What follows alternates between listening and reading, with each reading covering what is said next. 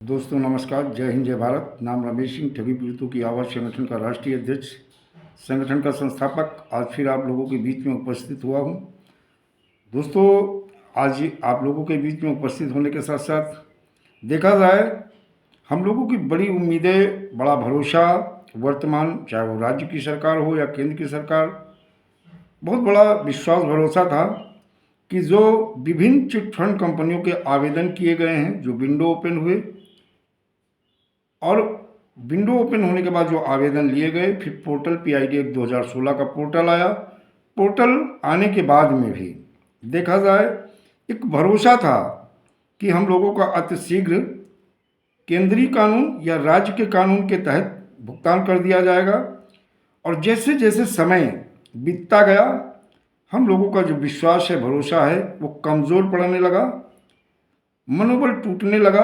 तो एक चीज़ और मैं आपको बता देना चाहता हूँ कि जो विंडो ओपन हुए थे, उसके पीछे एक रहस्य था कि आप लोग जो एकजुट हुए थे, यानी जनमत, यानी आपके साथ एक बड़ी अच्छी संख्या थी।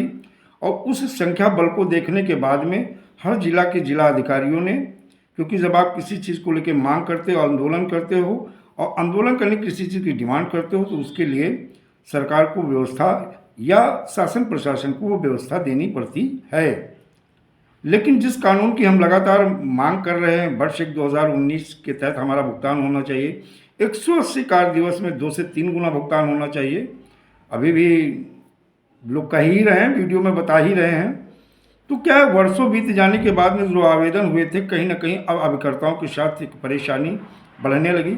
और एक जगह की बात मैं नहीं कर रहा हूँ, एक ज़िले की बात नहीं कर रहा हूँ, ये बात मैं लगभग अन्य ज़िलों की भी, चाहे वो जौनपुर हो, चाहे वो कानपुर हो, चाहे वो उन्नाव हो, और चाहे वो लखनऊ हो, सीतापुर हो, या बदायूं हो, या बरेली हो, या रामगढ़ हो, यानी रामपुर हो, या मतलब कोई ज़िला हो, हम इन ज़िलों में हम देख रहे हैं लगातार मेरे पास फ़ोन आ रहे हैं और दिक्कतें बढ़ती जा रही हैं, क्योंकि लोगों का जो पेशेंस है, धैर्य है, वो कहीं ना कहीं जवाब देता जा रहा है। मैं समस्त निवेशकों से हाथ जोड़ के अनुरोध करूंगा, देखिए, जिस तरह आपने आंदोलन करके एकजुट होकर के सरकार और सरकार की अथॉरिटी और एजेंसी पे आप प्रेशर बना करके विंडो ओपन करवा लिए, आवेदन भी जमा करा लिए, पोर्टल भी लॉन्च हो गया, वो आपकी ताकत थी, आपकी जनमत की थी। भुगतान भी होगा। देखो, अभिकर्ताओं को आप अत्यधिक परेशान करोगे और वो करोगे, उससे भुगतान नहीं मिलना, क्योंकि जो हो गया है, अब कहते हैं ना, बीती ताय बिसारी है, आगे की सुध लो, भुगतान कैसे होगा। अब समस्या ये नहीं है कि कंपनी बंद हो गई या कंपनी डूब गई या कंपनी बंद कराई, यानी नोटबंदी के बाद में माननीय प्रधानमंत्री मोदी जी ने जो है 3 लाख कंपनियां बंद कराई थी। अब है कि भुगतान कैसे मिले। इस भुगतान को लेकर के अभी देखिए, जैसे आपके लगातार बड़े आंदोलन हुए थे और बड़े आंदोलनों का एक प्रभाव पड़ा था कि सहारा जैसी कंपनी का आंशिक भुगतान हुआ, यानी सरकार झुकी और सेबी से पैसा CRC को रिलीज कराया। उसके बाद में 229 करोड़ का सहारा का भुगतान भी किया गया। और देखा जाए, अभी जो PSL इंडिया को लेकर के जो एक खबर आई थी कि उन्होंने अभी तक 21 लाख निवेशकों का भुगतान किया, 6 करोड़ निवेशक है जिसमें 21 लाख लोगों का, क्योंकि उन्होंने पोर्टल पे आवेदन किया था और मैच कराया। जो थोड़ी बहुत कमियां थी, उन कमियों को दूर करने के बाद में फिर 21 लाख PSL इंडिया के निवेशकों को छोटा, जैसे 2,500, 5,000, 10,000, 15,000 तक का कुछ लोगों का यानी भुगतान हो। लेकिन जहाँ 6 करोड़ हैं, वहाँ 21 लाख क्या है, उसमें भी खेल है कि जिनका मान लो 10-20 हज़ार का मामला था या 19,000 का मामला था, उनको प्लाट अलाट कर दिया, कैश नहीं आया, प्लाट अलाट किया। रहने वाला वो मान लो इलाहाबाद का है या लखनऊ का है या कानपुर का, उसका प्लाट जो है हरियाणा या मध्य प्रदेश या राजस्थान में अलाट कर रहे हो, तो कहाँ लेने जाएगा।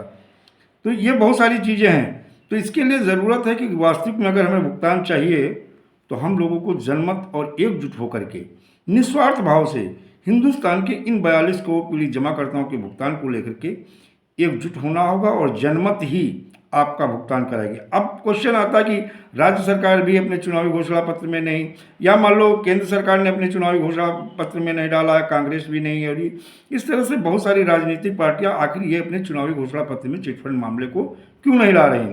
उसके पीछे भी एक रहस्य है कि हर राजनीतिक पार्टी के कुछ ना कुछ ऐसे नेता हैं और मंत्री हैं कहीं ना कहीं इन कंपनियों को संरक्षण दे रखा था, इन कंपनियों से उन्हें बेनिफिट था। बहुत सारे तो ऐसे नेताओं को मैं जानता हूँ जिन्होंने खुद क्रेडिट कोऑपरेटिव सोसाइटी या कंपनियां बना रखी थी, तो कोई राजनीतिक पार्टी इसीलिए इसमें हाथ नहीं डालना चाहते हैं। लेकिन जब आप लोग एकजुट हो जाओगा, आपका डर और भय कि अब आप बगैर भुगतान लिए मानने वाले नहीं हो, तो राजनीतिक पार्टियों की मजबूरी होगी आपका भुगतान सुनिश्चित कराएंगे।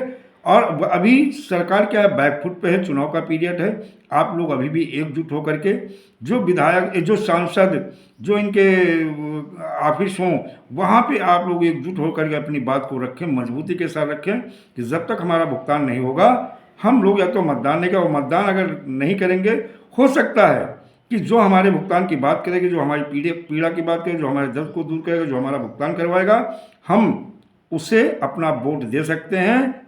अन्यथा हम कहीं ना कहीं वर्तमान सरकार के फिर अनुरोध करेंगे। अगर हमारा भुगतान करा देते तो वेलकम, स्वागत, अन्यथा सत्ता के खिलाफ भी मतदान करने के लिए बाध्य हो जाएंगे और कोई दूसरा फिर विकल्प नहीं बचता है। दोस्तों, जय हिंद, जय भारत, वंदे मातरम।